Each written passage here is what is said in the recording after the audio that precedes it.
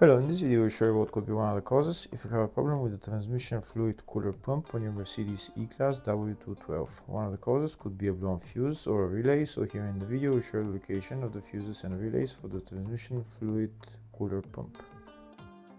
Before I show you the location of the fuses, first I'll show you how to test the fuses, if they're good or bad.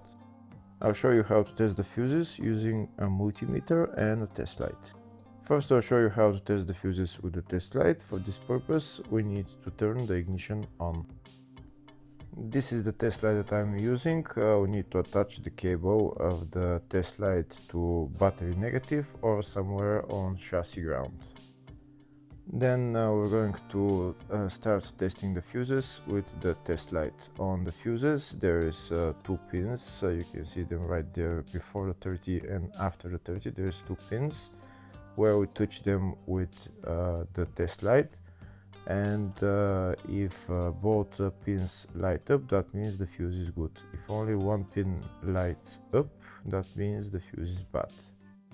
Sometimes none of the pins light up, that means that there is no power going to that fuse. Next, I'll show you how to test the fuses with a multimeter.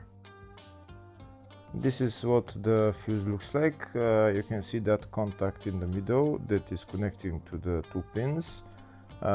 This is the contact that shows if the fuse is good or bad. If the contact is burnt, that means the fuse is bad. If it's if it's connected, that means it's good.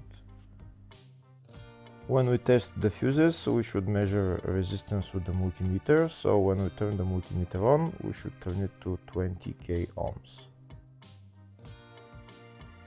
When measuring the fuses, the resistance should be very close to zero. We'll start now testing each fuse.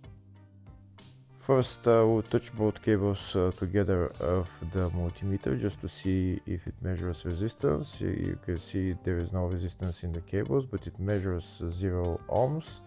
Now we'll start measuring the first fuse, and we'll see what will show. It's showing 0 ohms, so that means this fuse is good. Next, to test the second fuse, it's showing 0 ohms, so that means that fuse is good. Now we'll test the third fuse. Third fuse is also showing 0 ohms, so that means that fuse is also good. Next, we'll test the fourth fuse, and it doesn't show 0 ohms, it says 0L, which means open circuit. That means that fuse should be bad.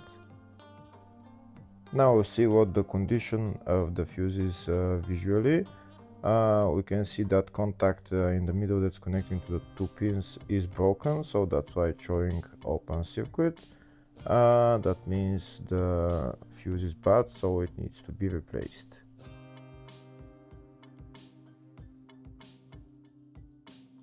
Next, I'll show you the location of all the main fuse boxes on this Mercedes E-Class W212. There is one fuse box in the engine bay area, and it's located right there, just underneath this cover.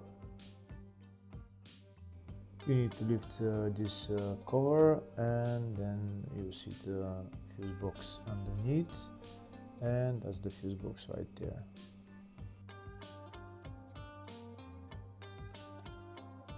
Next, I'll show the location of the other fuse box on this Mercedes E-Class. It's located in the load area, and it's just behind this panel, and that's the fuse box right there.